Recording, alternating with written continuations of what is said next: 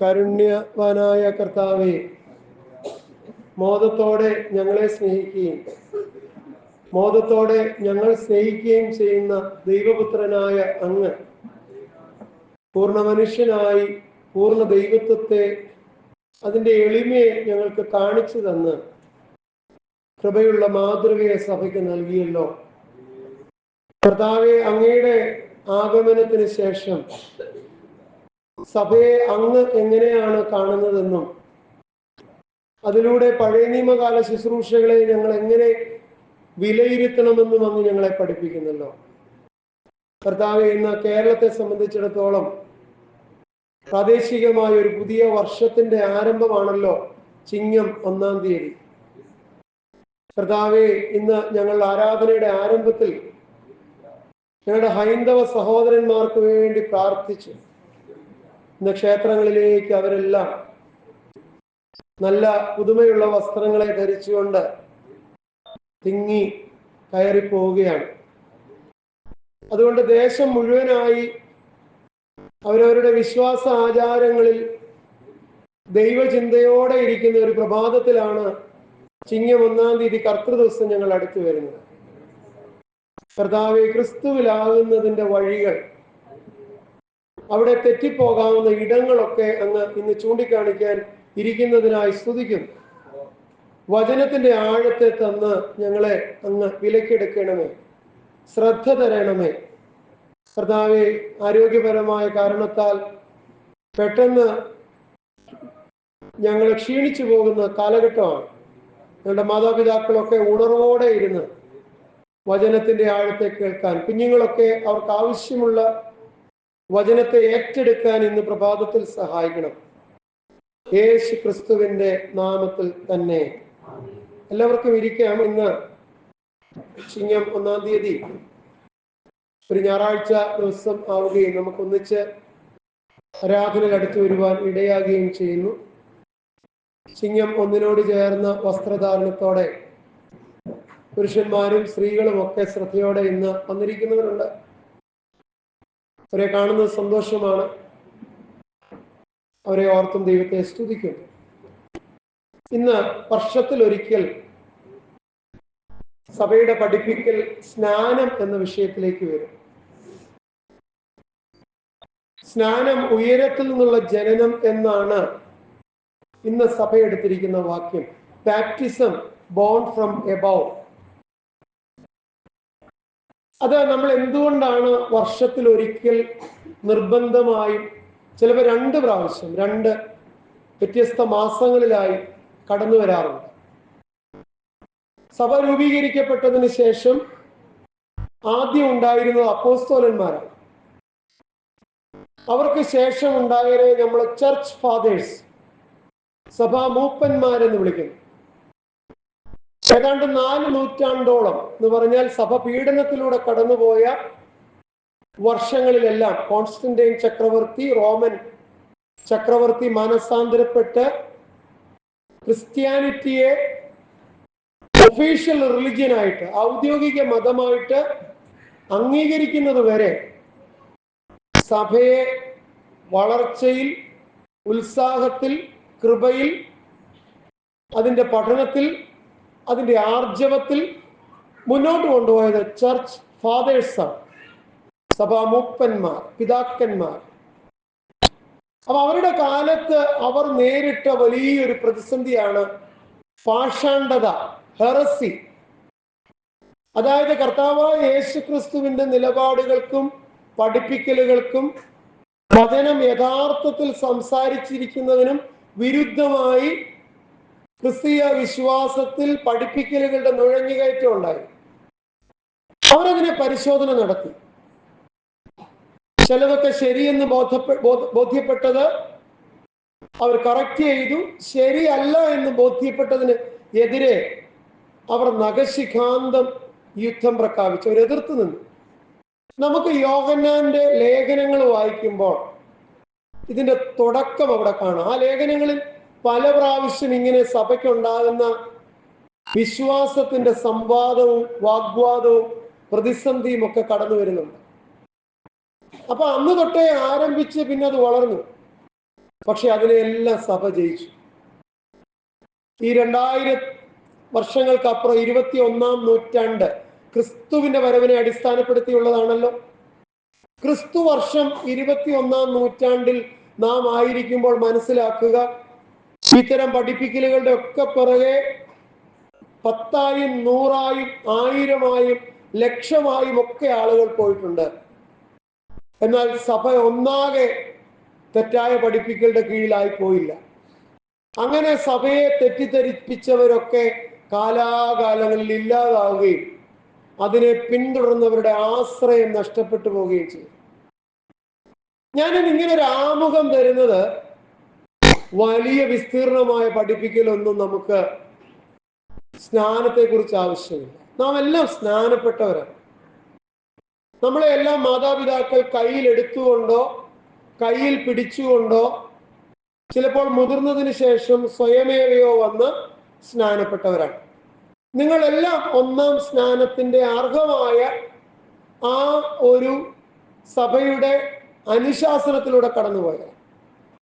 13 തരത്തിലുള്ള ആൾക്കാരുണ്ട്. ശിശുക്കളെ എടുത്തുകൊണ്ട് വന്ന് സ്നാനപ്പെടുത്തി, ബാലന്മാരെയും ബാലികമാരെയും കൈപിടിച്ചുകൊണ്ട് വന്ന് സ്നാനപ്പെടുത്തി, അപ്പോഴൊന്നും സ്നാനം കഴിയാത്തവർ മുതിർന്നിട്ട് ജ്ഞാനമാതാപിതാക്കളില്ലാതെ സ്വയം പ്രതിജ്ഞ ചൊല്ലി ഈ സ്നാനത്തൊട്ടിയുടെ സമീപം നിന്ന് ഞാൻ കർത്താവിനെ രക്ഷിതാവായിട്ട് അംഗീകരിക്കുന്നു, ക്രിസ്തു സഭയുടെ ഭാഗമാകുന്നു, അതിന്റെ ഭാഗങ്ങളെല്ലാം പറഞ്ഞു. ഇത് 3ഉം ദൈവസന്നിധിയിൽ സ്വീകാര്യമാണ്. അപ്പൊ നിങ്ങളൊരു കാര്യം മനസ്സിലാക്കിയല്ലോ, മുതിർന്നിട്ടുള്ള സ്നാനം സഭയ്ക്കും ദൈവത്തിനും സ്വീകാര്യമാണ്. പലപ്പോഴും തെറ്റായിട്ട് പറയാറുണ്ട്, മുതിർന്ന സ്നാനം 60 വയസ്സുള്ള ഒരാളെ സഭയ്ക്ക് സ്നാനപ്പെടുത്താം. 59 വയസ്സുവരെ യേശുക്രിസ്തുവിന്റെ നാമത്തിൽ കൈവച്ച് വെള്ളം തളിച്ച് വെള്ളത്തിൽ മുക്കി വെള്ളം ഒഴുക്കി ഏത് രീതിയിലാണെങ്കിലും ഒരു സ്നാനം അദ്ദേഹത്തിന് ലഭിച്ചിട്ടില്ലെങ്കിൽ എനിക്ക് ആരുടെയും അനുമതി, എനിക്കുള്ള ലൈസൻസിന്റെ ആ അധികാരത്തിൽ മാത്രം എനിക്ക് ആ വ്യക്തിക്ക് സ്നാനം കൊടുക്കാം. അപ്പോൾ മുതിർന്ന സ്നാനത്തെ അല്ല സഭ വിലക്കുന്നത്. എന്താണെന്ന് തിരിച്ചറിയണം. 2-ാം സ്നാനം, അതായത് യേശുക്രിസ്തുവിന്റെ നാമത്തിൽ ആര് 2-ാം സ്നാനം എടുത്താലും അത് വിലക്കാണ് എന്ന് മാത്രമല്ല, സഭയുടെ നിയമത്തിനെതിരാണ് എന്ന് മാത്രമല്ല, ദൈവ മുൻപാകെയും അത് ശിക്ഷാവിധിക്ക് യോഗ്യമാണ്. ഇന്നിപ്പോ എന്നെ കേൾക്കുന്ന അനേകർക്കും അസ്വസ്ഥത ഉണ്ടായേക്കാം. അതിനൊരു കാരണമുണ്ട്.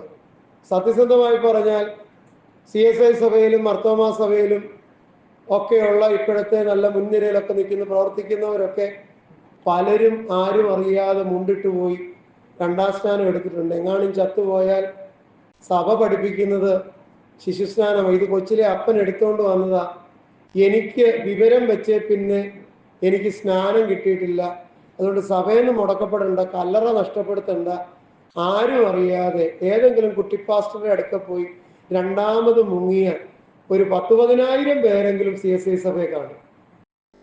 സംശയമുണ്ടോ? സംശയമില്ല. ഞാനിപ്പോഴും ഓർക്കുന്നുണ്ട്, ഞാൻ കൺവെൻഷന് വേണ്ടി പോയ ഒരു സഭയിൽ, ദൂരെയാണ്, ഞാൻ വികാരിയായിട്ട് നിയമിക്കപ്പെട്ടപ്പോൾ ഞാൻ ആദ്യം ചെല്ലുമ്പോൾ എൻ്റെ അടുക്കല് ഒരു കുടുംബം വന്നിട്ട് എന്നോട് കൈ കൂപ്പി പറഞ്ഞു, അച്ഛൻ കൺവെൻഷൻ വന്നപ്പോൾ ഒരു സൂചന തന്നിട്ടാ പോയത്. അച്ഛൻ സ്നാനത്തെ കുറിച്ച് പ്രസംഗിച്ചാൽ അതിന് ക്ലാരിറ്റി വരും. എന്റെ പൊന്നച്ച, ഈ ക്ലാരിറ്റി ഇല്ലാത്ത സമയത്ത് ഞങ്ങളൊക്കെ 2ാമത് എടുത്തവരാ. പള്ളി പലർക്ക് അറിയുകയും ചെയ്യാൻ ഞങ്ങൾ എടുത്തതാണ്. അതുകൊണ്ട് അച്ഛൻ പോകുന്നിടം വരെ ഞങ്ങളെ ഉപദ്രവിക്കുന്നു.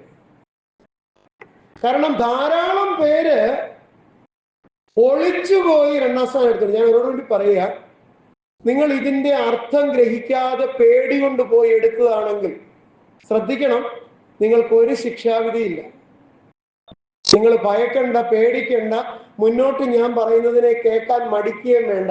അറിവ് കൂടാതെ ചെയ്യുന്നതിനൊക്കെ ദൈവസന്നിധിയിൽ ക്ഷമയുണ്ട്. പക്ഷെ ഇന്ന് ഞാൻ അറിയിക്കാൻ പോവുക. കഴിഞ്ഞ വർഷം അറിയിച്ചതാ, എന്നാലും ഇങ്ങനെ 3ാമതൊരു തവണ കൂടി സഭയെ കിട്ടുമ്പോൾ ഒന്നുകൂടി അറിയിക്കാൻ പോവുക. എന്താണ് സ്നാനത്തിന്റെ മർമ്മം? ആദ്യം നമ്മുടെ പഴയ നിയമ വേദഭാഗം, ഉൽപ്പത്തി പുസ്തകം എടുക്കുകയൊന്നും വേണ്ട, വായിക്കുകയും വേണ്ട. നമ്മുടെ നോഹ അപ്പച്ചന്റെ കഥയാണ്. നോഹയും ഭാര്യയും എത്ര ആൺമക്കളാ കുഞ്ഞുങ്ങളെ? 3 ആൺമക്കൾ. അവർക്ക് എത്ര ഭാര്യമാര്? 3 ആണോന്ന് ഉറപ്പിക്കണമല്ലോ അല്ലേ? 3 ആൺമക്കള്, 3 ഭാര്യമാര്, അപ്പന്, അമ്മ, അങ്ങനെ 8 പേര് പെട്ടകത്തിൽ കയറി. പെട്ടകത്തിന്റെ വാതില് ദൈവം അടച്ചു. ആ പെട്ടകം ഇപ്പോൾ വെള്ളത്തിന്റെ മുകളിലാണ്. വെള്ളത്താൽ ദൈവം അവരെ വീണ്ടെടുക്കുക. എങ്ങനെയാന്ന് പറയാം. ആ വെള്ളത്തിലുള്ള ജലം സ്പർശിച്ചിരിക്കുന്ന ഇവരുടെ പെട്ടകത്തിലുള്ളതൊഴിച്ച് ബാക്കി ഭൂമിയിലുള്ള സർവ്വചരാചരങ്ങളും ഇല്ലാതെ. ശ്രദ്ധിക്കണം. ഈ വെള്ളത്തിൽ മുങ്ങിയാലേ സ്നാനമാകുന്നുള്ളവരോട് പറയുക, ആ കാലത്ത് നടന്ന സ്നാനത്തിൽ മുങ്ങിയവരൊന്നും പിന്നെ പൊങ്ങിയില്ല. പിടികിട്ടിയോ? നമ്മൾ പറയും തളിച്ചിട്ടൊരു ഗുണമില്ലായിരുന്നു, വീണെന്ന് പോലും ഓർക്കുന്നില്ല, അതുകൊണ്ട് എന്നെ ഒന്ന് മുക്കണമെന്ന് പറയും. ഞാൻ തമാശയായിട്ട് പറയല്ല, ശ്രദ്ധയോടെ കേൾക്കണം. ഈ പെട്ടകത്തിന്റെ കാലത്ത് മുങ്ങിയവരെല്ലാം അവിടെ മരിച്ചുപോയി. എന്നാൽ മരിക്കാതിരുന്നത് മുങ്ങിയവരല്ല, വെള്ളത്താൽ വീണ്ടെടുക്കപ്പെട്ടവരാ. ശ്രദ്ധിക്കണം. ഈ 8 പേരും വെള്ളത്തിൽ മുങ്ങിയിട്ടില്ല. പറയുന്നത് കൃത്യമായി കേൾക്കണം. എനിക്ക് ഹൃദയത്തിൽ എന്ന് പറയാൻ പറ്റുന്ന ഒരു വിഷയമാണ് സ്നാനം. ഒരു പുസ്തകത്തിന്റെ സഹായമല്ല. കാരണം 10-20 വർഷമായിട്ട് എൻ്റെ ചര്യയാണ് ഇത്. അതുകൊണ്ട് അവർ വെള്ളത്താൽ വീണ്ടെടുക്കപ്പെട്ടു. വെള്ളത്തിന് മുകളിലാണ് അവർ നിൽക്കുന്നത്. വെള്ളമാണ് അവരെ രക്ഷിച്ചത്. തിരിച്ചു ചിന്തിച്ചോ, വെള്ളമാണ് മറ്റുള്ളവരെ കൊന്നത്. കണ്ടോ? ഒരേ വെള്ളം. ഭൂമിയിൽ ഉണ്ടായിരുന്നവർ സകലതും മരിച്ചുപോയ വെള്ളത്തിന്റെ പരപ്പിൽ മുകളിൽ ഈ 8 പേർ. അവിടെ വചനം പുതിയ നിയമത്തിൽ എഴുതുന്നുണ്ട്, ഇത് സ്നാനത്തിനൊരു മുൻകുറി. നീ വെള്ളത്തിൽ എങ്ങനെ മുങ്ങി എന്നുള്ളതല്ല, വെള്ളത്താൽ വീണ്ടെടുക്കപ്പെട്ടോ എന്നുള്ളതാ ചോദ്യം. വെള്ളത്താലും ആത്മാവിനാലും ജനിക്കുക. അതുകൊണ്ട് സ്നാനത്തിനൊരു മുൻകുറി എന്ന് വചനത്തിൽ എഴുതിയിരിക്കുന്ന നോഹയുടെ കഥയിൽ അവരാരും വെള്ളത്തിൽ മുങ്ങിയില്ല. പിന്നെയോ ദൈവം അവരെ വെള്ളത്താൽ വീണ്ടെടുത്തു. ആ വെള്ളത്താൽ വീണ്ടെടുക്കപ്പെട്ടവർ ഇറങ്ങുന്നത് ഉണങ്ങിയ കരയിലേക്കാണ്. ഹല്ലേലൂയ. ആ 8 പേർക്കും ഒരു ദോഷവും സംഭവിച്ചില്ല. മാത്രമല്ല, സർവ്വചരാചരങ്ങളെയും വെള്ളത്താൽ വീണ്ടെടുത്തു. നമ്മൾ മനുഷ്യരല്ലേ ഈ സ്നാനത്തിന് വേണ്ടി അടിപിടി കൂടുന്നത്. ദൈവം അന്ന് വെള്ളത്താൽ വീണ്ടെടുത്തത് മനുഷ്യരെ മാത്രമല്ലല്ലോ, സകല ചരാചരങ്ങളെ അല്ലേ. എങ്ങനാ നിന്റെ ഈ ബലഹീനമായ കഴിയാൽ നിനക്ക് സകല ചരാചരങ്ങളെയും സ്നാനപ്പെടുത്താൻ കഴിയുക? അന്ന് ആ പെട്ടകത്തിലുള്ള സകല ജീവജാലങ്ങളും വെള്ളത്താൽ വീണ്ടെടുക്കപ്പെട്ടവരാ. എന്നിട്ട് ഈ പുതുവിശ്വാസം പരത്തുന്നവര് മനുഷ്യനെ മാത്രമാണല്ലോ മുക്കുന്നത്. അതിന് മറ്റ് ചരാചരങ്ങൾക്ക് വീണ്ടെടുപ്പ് വേണ്ടേ? പുതിയ നിയമം പറയുമല്ലോ, സകല ചരാചരങ്ങളും വീണ്ടെടുപ്പിന് വേണ്ടി ഞരങ്ങുന്നെന്ന്. നമുക്ക് എന്ത് സഹായം ചെയ്യാൻ പറ്റും? ഒന്നും പറ്റില്ല. ദൈവം നമ്മളെ വീണ്ടെടുത്താൽ വീണ്ടെടുക്കപ്പെട്ടു. ദൈവം നമ്മളെ മുക്കിക്കളഞ്ഞാൽ നമ്മൾ മുങ്ങിപ്പോയി. ഇനി ഇതിന്റെ കൂടെ പറയേണ്ടതായോണ്ട് പറയുക, മോശ എന്ന പ്രവാചകൻ 6 ലക്ഷം പേർ പ്ലസ് ആളുകളുമായിട്ട് ആ നദിയുടെ ആ സമുദ്രത്തിന്റെ തീരത്ത് എത്തുമ്പോൾ വെള്ളം ചിറപോലെ നിന്നു. അവർ ഉണങ്ങിയ നിലത്തൂടെ കടന്നു. വീണ്ടെടുപ്പ് വീണ്ടും നോക്കണം.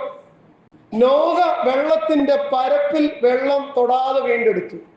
ഇസ്രായേൽ മക്കൾ ചിറയായ വെള്ളത്തിന്റെ മധ്യത്തിൽ വെള്ളം തൊടാതെ വീണ്ടെടുത്തു. ഹല്ലേലൂയ. അകമേ പ്രാപിച്ച കൃപയുടെ പുറമേയുള്ള അടയാളം മാത്രമാ വെള്ളം. അതല്ല കൃപ. വെള്ളമല്ല കൃപ, അകമേ പ്രാപിച്ചതാണ് കൃപ. വെള്ളം ഒരു അടയാളം മാത്രം.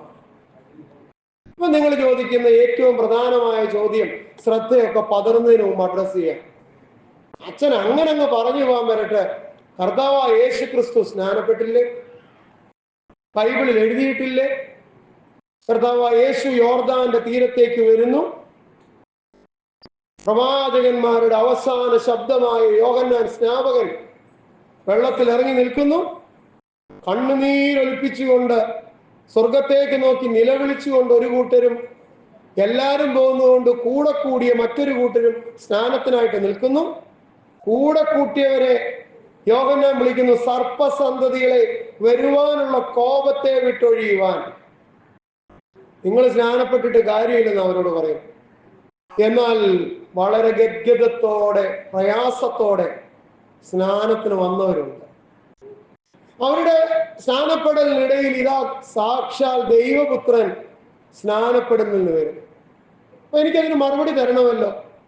ശരിയല്ലേ? യേശു ക്രിസ്തു സ്നാനപ്പെട്ടത് കൊണ്ട് നമ്മൾ സ്നാനപ്പെടുക. പ്രിയപ്പെട്ടവരെ, യഹൂദ മര്യാദ പ്രകാരം ഒരു കുഞ്ഞിന്റെ വീണ്ടെടുപ്പിന് ആവശ്യമായത് യേശുക്രിസ്തുവിന്റെ മാതാപിതാക്കൾ യഹോവയുടെ നാമത്തിൽ അവനെ ദൈവാലയത്തിൽ കൊണ്ടുപോയി സമർപ്പിച്ച് കുറുപ്രാവുകളെ മുറിച്ചു വെച്ചതാണ്. അവൻ എന്തിനാ യോഹന്നാൻ സ്നാപകന്റെ മുന്നിൽ വരുന്നത്? ഒന്ന്, യോഹന്നാൻ സ്നാപകൻ എന്താ യേശുക്രിസ്തുവിനോട് പറഞ്ഞത് എന്ന് പറഞ്ഞ കുഞ്ഞുങ്ങളെ? സ്നാനപ്പെടാൻ വന്നപ്പോൾ യോഹന്നാൻ സ്നാപകൻ എന്താ യേശുവിനോട് പറഞ്ഞത്? നീയാണോ എന്റെ അടുക്ക സ്നാനപ്പെടാൻ വരുന്നത്? നിന്നാൽ സ്നാനപ്പെടേണ്ടത്. യോഹന്നാന് പരിശുദ്ധാത്മാവിൽ ബോധ്യമായി ആദം മുതലുള്ള എല്ലാവരും വീണ്ടെടുക്കപ്പെടേണ്ടത് ഹല്ലേലൂയ യേശു ക്രിസ്തുവിനാലാണ്. വീണ്ടെടുപ്പ് യേശു ക്രിസ്തുവിലാണെങ്കിൽ ഒരു സാധാരണ ജഡമനുഷ്യന് വീണ്ടെടുപ്പിന്റെ അടയാളമായ സ്നാനം യേശുവിന് കൊടുക്കാൻ പറ്റുമോ? ഇവൻ വീണ്ടെടുപ്പുകാരന്, നമ്മൾ വീണ്ടെടുക്കപ്പെടേണ്ടവരാണ്. യോഹന്നാൻ സ്നാപകൻ വീണ്ടെടുക്കപ്പെടേണ്ടവനാണ്, യേശു ക്രിസ്തു വീണ്ടെടുക്കുന്നവനാണ്. ചോദിച്ചോട്ടെ, വീണ്ടെടുക്കപ്പെടേണ്ടവൻ വീണ്ടെടുക്കുന്നവന് സ്നാനം കൊടുക്കാൻ പറ്റുമോ? അച്ഛന്മാര് ബിഷപ്പിന് കൈവെപ്പ് കൊടുക്കുകയാണോ? ബിഷപ്പ് അച്ഛന്മാർക്ക് കൈവെപ്പ് വരികയാണോ? അച്ഛന്മാര് ജനങ്ങൾക്ക് കൈവെപ്പ് കൊടുക്കുകയാണോ? ജനങ്ങൾ അച്ഛന് കൈവെപ്പ് കൊടുക്കുകയാണോ? കൈവെപ്പ് ഇപ്പൊ തുടങ്ങിയിട്ടുണ്ട് പലയിടത്തും. അത് വേറെ കൈവെപ്പാ, നമ്മുടെ വിശ്വാസത്തിന്റെ കൈവെപ്പല്ല. തിരിച്ചു മറിച്ചുമൊക്കെ സംഭവിക്കുന്നു. എന്താ കാര്യം? ഇതിനൊരു ഹൈറാർക്കി ഉണ്ട്. അപ്പൊ ഞാനൊരു കാര്യം ചോദിക്കുക, യേശു ക്രിസ്തു യോഹന്നാന് താഴെയോ യോഹന്നാന് മുകളിലോ? ഒരു മിനിറ്റ് എടുത്താൽ പോലും ഞാൻ വല്ലതും വിളിച്ചു പറയും. യേശു ക്രിസ്തു യോഹന്നാൻ സ്നാപകന് താഴെയോ മുകളിലോ? മുകളിലുള്ളവൻ താഴെയുള്ളവനെയാണോ സ്നാനപ്പെടുത്തുക? താഴെയുള്ളവൻ മുകളിലുള്ളവനെയാണോ? സംശയം ആർക്കും ഇല്ലല്ലോ, ആർക്കും. അതുകൊണ്ടാണ് യോഹന്നാൻ സ്നാപകൻ ചോദിച്ചത്, എനിക്ക് നിന്റെ സ്നാനം കിട്ടിയാലേ സ്വർഗത്തിൽ പോകാൻ പറ്റൂ. അപ്പം യേശു പറയുന്ന മറുപടി ഉണ്ട്, ഇപ്പോൾ സകല നീതിയും അനുഷ്ഠിക്കുന്നത് ഉചിതം. അതിന്റെ യഥാർത്ഥ ഭാഷയിൽ നീതി എന്ന് പറഞ്ഞാൽ ഒന്നേ ഉള്ളൂ, ദൈവത്തിന്റെ തിരുവായ്മൊഴി വചനം. ദൈവം പറയുന്നതാണ് നീതി, മനുഷ്യൻ ചെയ്യുന്നതല്ല. ദൈവം പറഞ്ഞത് നടപ്പാകാൻ ഈ ഒരു നാടകം അല്ലെങ്കിൽ ഈ ഒരു സംഭവം ഉണ്ടാകണം. നിനക്ക് എന്നെ രക്ഷിക്കാനോ രക്ഷപ്പെടുത്താനോ കഴിയില്ല, ഞാനാണ് നിന്റെ രക്ഷയ്ക്ക് ഇടനിൽക്കേണ്ടവൻ. പക്ഷെ എന്തിനാണെന്നറിയാവോ യോഹന്നാനെ? നിനക്ക് ദൈവം ഒരു വാക്ക് മുന്നിൽ തന്നിട്ടുണ്ട്. എന്തോ ആർക്കെങ്കിലും പറയാമോ? യോഹന്നാൻ സ്നാപകന് ബൈബിളിലുണ്ട്, ബൈബിളിന്റെ പുറത്തൊന്നും ഉള്ളതല്ല ഞാൻ പറയാം. യോഹന്നാൻ സ്നാപകനെ നിനക്കൊരു വാക്ക് ഞാൻ നേരത്തെ തന്നിട്ടുണ്ട്. എന്നാ മക്കള് പറഞ്ഞു, എനിക്കൊരു സന്തോഷം വരട്ടെ. നേരത്തെ യോഹന്നാനോട് ഇതിനോട് സംബന്ധിച്ച ഒരു കാര്യം ഉയരത്തിലെ ദൈവം പറഞ്ഞു. യോഹന്നാൻ എപ്പോഴും ചോദിച്ചുകൊണ്ടിരുന്നു, ഞാൻ വഴിയൊരുക്കാനുള്ളവനാ, എൻ്റെ ആ വഴിയെ നടന്നു വരേണ്ടവൻ. ഞാന് മരുഭൂമിയിൽ വിളിച്ചു പറയുന്നവനാ. ആ വിളിച്ചു പറച്ചിലിനിടയിൽ ഒരുത്തൻ വന്നേ ഒക്കൂ, അവൻ എൻ്റെ ജീവിതകാലത്ത് വരണം, കാരണം ഞാൻ ആ വഴിയൊരുക്കുന്നത്. എൻ്റെ എന്നും ചോദിക്കുക. ആരെക്കുറിച്ചാ? യേശുവിനെ കുറിച്ച്. അവന് വഴിയൊരുക്കാൻ വന്ന മരുഭൂമിയിലെ വിളിച്ചു പറയുന്നവൻ മാത്രമാണ് യോഹന്നാൻ സ്നാപകൻ. അതുകൊണ്ട് ദൈവം ഒരു ശബ്ദം കൊടുത്തു സ്വർഗത്തിൽ നിന്ന്. എന്നാ മക്കളെ, നീ ആരെ സ്നാനപ്പെടുത്തുമ്പോൾ പരിശുദ്ധാത്മാവ് പ്രാവെന്ന പോലെ അവന്റെ മേൽ ഇറങ്ങി വരുമോ? അനേകരെ നീ സ്നാനപ്പെടുത്തും, പക്ഷെ അതിനിടയില് നിനക്ക് ദൈവപുത്രനെ തിരിച്ചറിയുവാൻ, നീ ആർക്കു വേണ്ടിയാണ് വഴിയെടുക്കുന്നത് തിരിച്ചറിയാൻ ഞാൻ നിനക്കൊരു അടയാളം തരികയാണ്. നീ സ്നാനം നടത്തുന്നതിനിടയിൽ ഏതൊരുവന്റെ മേൽ പ്രാവ് ഇറങ്ങി വരുമോ അവനാണ് നീ വഴിയൊരുക്കുക. അപ്പൊ ഞാൻ ചോദിച്ചോട്ടെ, ഈ സംഭവം നടക്കണോ വേണ്ടയോ? നീ എനിക്ക് മറുപടി തരണം. യോഹന്നാൻ യേശുവിനെ സ്നാനപ്പെടുത്തിയില്ലെങ്കിൽ എന്ന് പറഞ്ഞാൽ ആ ശുശ്രൂഷ, സ്നാനപ്പെടുത്താന്നുള്ളതല്ല, ആ ഇറങ്ങി നിൽപ്പും ആ സ്നാനത്തിന്റെ ആ ശുശ്രൂഷ അവിടെ നടന്നില്ലെങ്കിൽ എന്തുവാ ഇൻവാലിഡ് ആകുന്നത്? ദൈവത്തിന്റെ വചനം നിവൃത്തിയാകത്തില്ല. അത് നിവൃത്തിയാകണമെങ്കിൽ വലിയവനായ യേശു യോഹന്നാന്റെ മുന്നിൽ നിൽക്കുകയും യോഹന്നാൻ യേശു വലിയവനാണെന്ന് തിരിച്ചറിഞ്ഞുകൊണ്ട് യേശു ദൈവത്തിന്റെ കൽപ്പന പൂർത്തീകരിക്കാനാണ് ഇതെന്ന് പറയുമ്പോൾ അവൻ സ്നാനപ്പെടുത്തുകയും വേണം. ആ സ്നാനത്തിൽ പറഞ്ഞു വന്നോ? ഓ, വന്നോ? സ്വർഗം സംസാരിച്ചോ? ഇവൻ എന്റെ പ്രിയപുത്രൻ പറഞ്ഞോ? യോഹന്നാൻ കേട്ടോ? അപ്പോഴെന്തുവാ യേശുവിന്റെ സ്നാനം? നമ്മൾ എടുക്കാനുള്ള സ്നാനമല്ല യേശുവിൻ്റെത്. യേശുവിന് സ്നാനം ആവശ്യമില്ല. യേശു സ്നാനപ്പെടുത്തുന്നവനാണ്. യേശു ആരെയും സ്നാനപ്പെടുത്തിയില്ല. കാരണം ഈ യേശു സ്നാനപ്പെടുത്തിയിരുന്നെങ്കിൽ ഈ അടയാളം വെച്ച് സഭയെ മറ്റൊന്ന് ബൈബിളിൽ ബ്രാക്കറ്റിൽ എഴുതി വെച്ചിട്ടുണ്ട്. യേശുവിന്റെ ശിഷ്യന്മാർ അനേകരെ യോഹന്നാൻ തുടർച്ചയായിട്ട് സ്നാനപ്പെടുത്തി. തിരുവചനത്തിലുണ്ട്, യേശു താൻ ആരെയും സ്നാനപ്പെടുത്തിയില്ല. ഇതത്ര വലിയ കാര്യമായിരുന്നെങ്കിൽ യേശു എല്ലാരെക്കാളും കൂടുതൽ ചെയ്യണ്ടേ? കാരണം ഇത്തരം അടയാളങ്ങളൊന്നും വിശ്വാസത്തിന്റെ അപ്പുറം വലുതാകരുത്. അത് വലുതായത് കൊണ്ട് അനേക വിഘടിത സഭയുണ്ടായത്. വചനം അറിയാൻ മേലാത്ത നമ്മുടെ സഹോദരങ്ങൾ, വചനത്തെ പഠിക്കാൻ കഴിയാത്ത നമ്മുടെ സഹോദരങ്ങൾ, വല്ലവരും പറയുന്നത് കേട്ട് വാവളിച്ച് പുറകെ പോയവർ, യേശു ക്രിസ്തുവിന്റെ നാമത്തിൽ അവരുടെ മാതാപിതാക്കൾ അവരുടെ മേൽ വരച്ച കുരിശിനെ രണ്ടാം സ്നാനത്താൽ കഴുകിക്കളഞ്ഞു. ഞാൻ പറഞ്ഞു, അറിവില്ലാതെ ചെയ്തതിൽ നിങ്ങൾക്ക് ഭേദമുണ്ട്. ഇനി ഞാനത് പറയാം. ഇതിനകത്തെ പാപം, നിങ്ങളുടെ മാതാപിതാക്കൾ വിശ്വാസികളായിരുന്നോ അല്ലേ? അവര് വിശ്വാസത്തിലാണോ നിങ്ങളെ എടുത്ത് പള്ളിയിലോട്ട് കൊണ്ടുവന്നത്? യേശു ക്രിസ്തുവിന്റെ നാമത്തിലാണോ കൊണ്ടുവന്നത്? തൃത്വനാമത്തിലാണോ സ്നാനപ്പെടുത്തി? അപ്പോൾ അതൊരു കൗദാശിക ശുശ്രൂഷയാണെങ്കിൽ സ്നാനം ഒന്നേ ഉള്ളെന്ന് ബൈബിളിൽ എഴുതിയിട്ടുണ്ടോ? ജീവിതത്തിൽ ഒരിക്കൽ മാത്രമുള്ള ശുശ്രൂഷയാണോ? ആണോ? ഇനി പള്ളി നിങ്ങൾ വന്നത് എന്താ? ആദ്യത്തെ സ്നാനം മോശമാണെന്ന് ഓർക്കാം.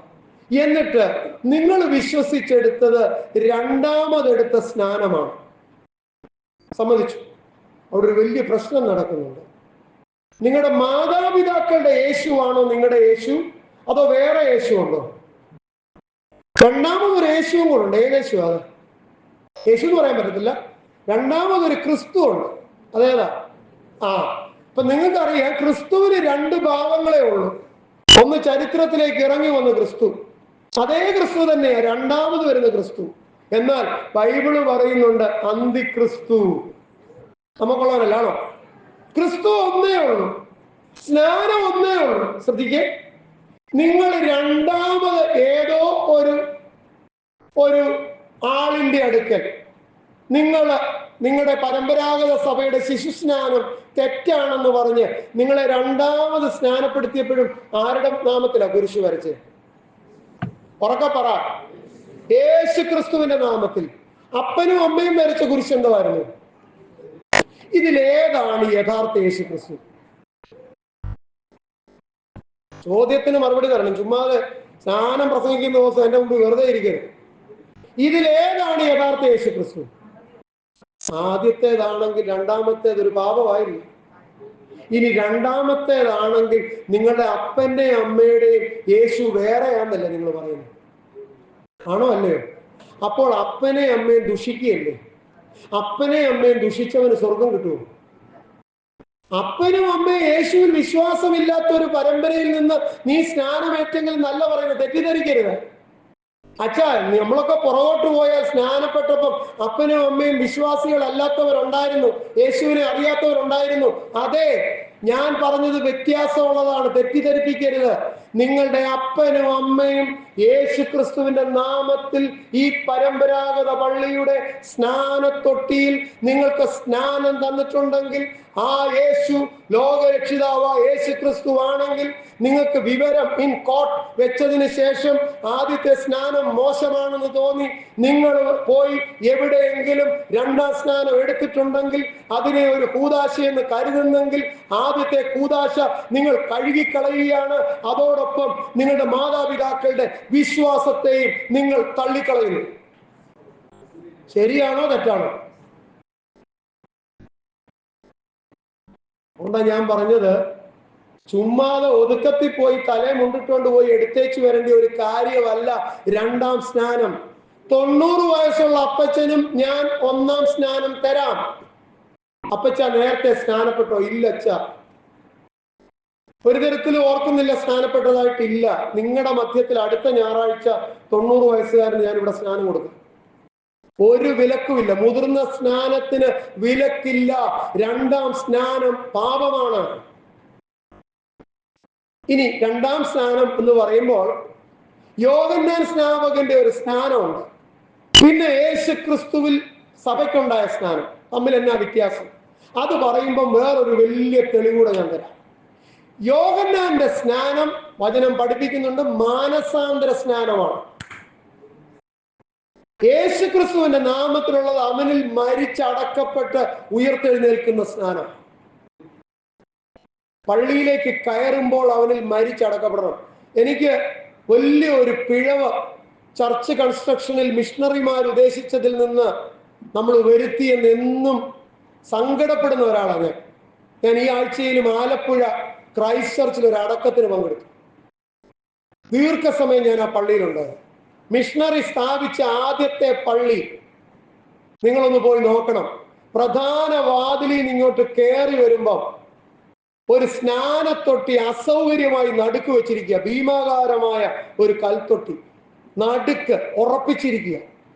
അതേ കയറി നിൽക്കാനുള്ള തട്ടുണ്ടാക്കിയിട്ടുണ്ട്. ജനങ്ങൾ പള്ളിയിൽ കയറിയാൽ, പ്രധാന വാതിലിലൂടെ കയറിയാൽ ഈ 2 വശത്തൂടെ മാത്രമേ പള്ളിയിലേക്ക് പോകാൻ പറ്റൂ. ഇവര് പോകുന്നതിന്റെ അരികിൽ സ്നാനത്തൊട്ടി ഇരിക്കുന്നുണ്ട്. എന്തിനാണെന്നറിയാമോ? ഓരോ ഞായറാഴ്ച പള്ളിയിൽ വരുമ്പോഴും ഞാൻ ക്രിസ്തുവിനോടുകൂടെ മരിച്ച് അടക്കപ്പെട്ട് ഉയർത്തെഴുന്നേറ്റ് വിശുദ്ധിയോടെ ജീവിക്കേണ്ട ജനമാണെന്ന് ബോധ്യപ്പെടുത്താനാണ് ഈ സ്നാനത്തൊട്ടി ഇളക്കാനാവാതെ പള്ളിയുടെ മധ്യത്തിൽ വെച്ചത്. ആദ്യം നമ്മൾ അത് ഇളക്കി, പിന്നെ തടി കൊണ്ട് ചെറുതൊരെണ്ണം ഉണ്ടാക്കി, അല്ലെ, വലിയ വലിയ പള്ളികളിലൊക്കെ. എന്നിട്ട് ഓരോ സ്നാനം കഴിയുമ്പോൾ ചുമ്മിക്കൊണ്ട് സ്റ്റോറി കൊണ്ടുവെക്കും. ദൈവവചന വിരുദ്ധവും നമ്മുടെ മിഷണറിമാർ പഠിപ്പിച്ചതിന് വിരുദ്ധവുമാണത്. കേൾപ്പാൻ ചെവിയുള്ളവൻ കേൾക്കട്ടെ. സ്നാനത്തൊട്ടിയുടെ കാഴ്ച ഓരോ ഞായറാഴ്ചയും വിശ്വാസ സമൂഹത്തിന് ഉണ്ടാകേണ്ടതാണെന്ന് നമ്മളെ പഠിപ്പിക്കുന്നത് ആലപ്പുഴ ക്രൈസ്റ്റ് ചർച്ചാണ്. അവിടെ നിന്നാണ് മധ്യകേരള മഹായിടവകയുടെ പള്ളികൾക്ക് ആരംഭം കുറിച്ചത്. എന്നിട്ട് എന്തേ പള്ളികളിലൊക്കെ പ്ലാവും തടി കൊണ്ടുണ്ടാക്കിയ ഒരു ചെറിയ സ്ട്രക്ചറായി സ്നാനത്തൊട്ടി മാറുകയും അത് സ്റ്റോർ റൂമിലേക്ക് എടുത്തു മാറ്റപ്പെടുകയും ചെയ്യുന്നത്? മർത്തോമ ഓർത്തഡോക്സ് സഭയിൽ, പ്രത്യേകിച്ച് പ്രഥമാലും എനിക്കൊന്ന് പുറവശത്ത് ആണോ എന്ന് സംശയമുണ്ട്. പ്രഥമ സഭയിലെ മധുബഹയോട് ചേർന്ന് ഒരു വശത്താണ് അത് വെച്ചിരിക്കുക. കാരണം അവർക്ക് ദൈവത്തിന്റെ തിരുസാന്നിധ്യത്തോട് അടുത്താണ്. കാരണം ഈ കുഞ്ഞിനെ എടുത്തുകൊണ്ട് മധുബഹ ചുറ്റിക്കുകയൊക്കെ ചെയ്യുന്ന കാര്യങ്ങൾ.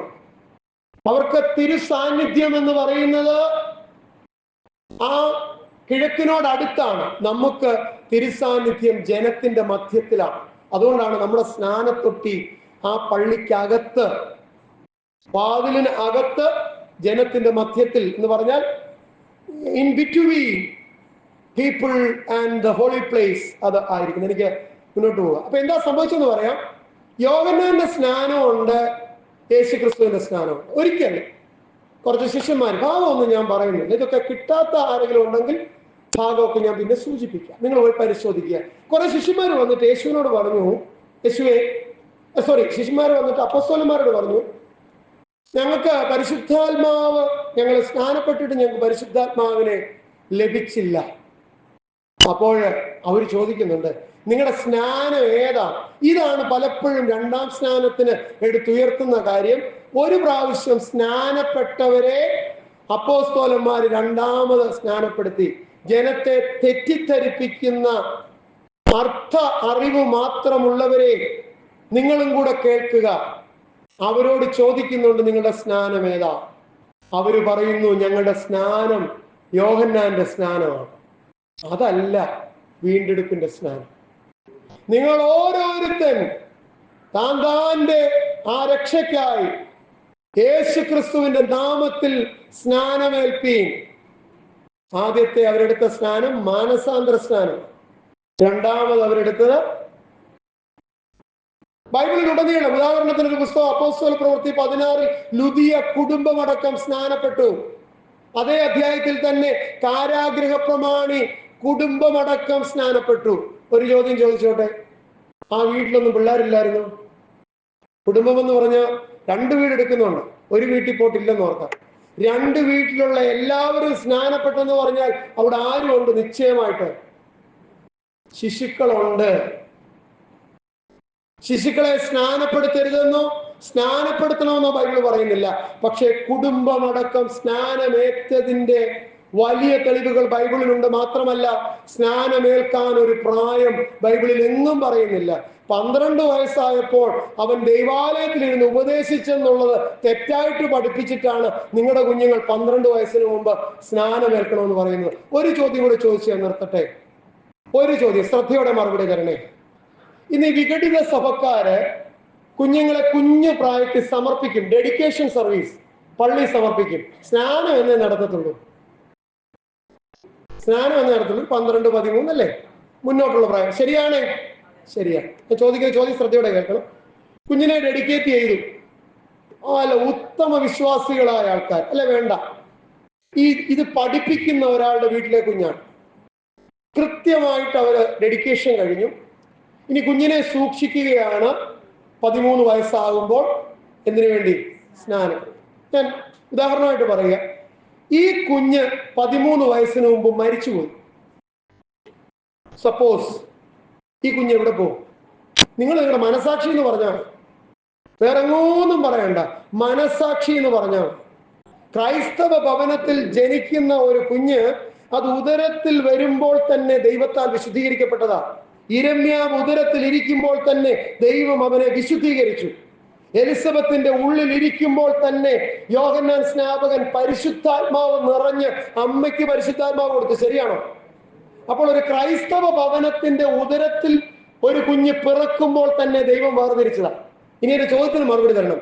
12 വയസ്സിന് മുമ്പ് ഈ ഡെഡിക്കേഷൻ നടത്തിയ കുഞ്ഞ് മരിച്ചാൽ ആ കുഞ്ഞിന്റെ ആത്മാവിന് എന്ത് പറ്റും? മിണ്ടുന്നില്ല ആരും. എന്ത് പറ്റും? ഈ സ്വർഗത്തിൽ പോവെന്ന് പറയാൻ നിങ്ങൾ അങ്ങ് മടിക്കണ്ട. നരകത്തിൽ പോകും. പോവോ?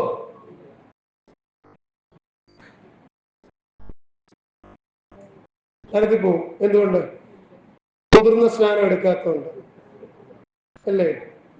അപ്പൊ നമ്മുടെ ഈ ഇൻഫാന്റ് ആയിട്ടുള്ള മരണം, നമ്മുടെ സഭയിൽ തന്നെ ഒരു കുഞ്ഞ് ജനിച്ചിട്ട് സ്നാനപ്പെടുത്താൻ പറ്റാത്ത കുഞ്ഞിനെ സ്വർഗത്തിൽ കാണാൻ പറ്റത്തില്ലേ?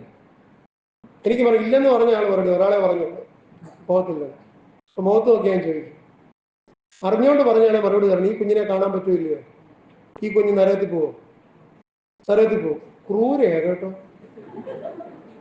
സ്വന്തം ഉദരത്തിൽ ജനിച്ച കുഞ്ഞ് ഈ ബലഹീനനായ എന്റെ കൈക്കൂടൊന്ന് കയറി ഇറങ്ങി പോകാഞ്ഞത് കൊണ്ട് ആ കുഞ്ഞ് നരകത്തിൽ പോകുമെങ്കിൽ ദൈവമാണോ വലുത്, ഞാനാണോ വലുത്? എന്റെ ചോദ്യത്തിന് മുഴുവൻ മറുപടി. ഇതൂടെ പറഞ്ഞാലേ തീരത്തുള്ള ചോദ്യം. നിങ്ങൾ പ്രസവിച്ച കുഞ്ഞ് എന്റെ കയ്യിൽ എനിക്കൊന്നും എടുക്കാൻ പറ്റിയില്ല, ഞാൻ വികാരിയായിരിക്കുന്നോട് പറയും. ആ കുഞ്ഞ് ഇല്ലാതായി പോകുമ്പോൾ ആ കുഞ്ഞിന് സ്വർഗം കിട്ടുകയില്ലെങ്കിൽ അതിന് കാരണം എന്താ? എന്റെ കയ്യിൽ ആ കുഞ്ഞിനൊന്ന് കയറാൻ പറ്റിയില്ല. ദൈവമാണോ വലുത്, ഞാനാണോ വലുത്? പറഞ്ഞേ. മിണ്ടത്തില്ല. പിന്നെ ദൈവമാണോ വലുത്, ഞാനാണോ? ചോദ്യത്തിന് മറുപടി പറയുമ്പോൾ അതിന് മുഴുവൻ മറുപടി പറയണം. ദൈവമാണോ വലുത്. അപ്പൊ എന്റെ കൈ കയറുന്നതിന് വല്ല കാര്യമുണ്ടോ? സഭയുടെ ചട്ടപ്രകാരം വെള്ളത്താലും ആത്മാവിനാലും ജനിക്കുക എന്നുള്ളത് സഭയ്ക്ക് ഏൽപ്പിച്ചിരിക്കുക.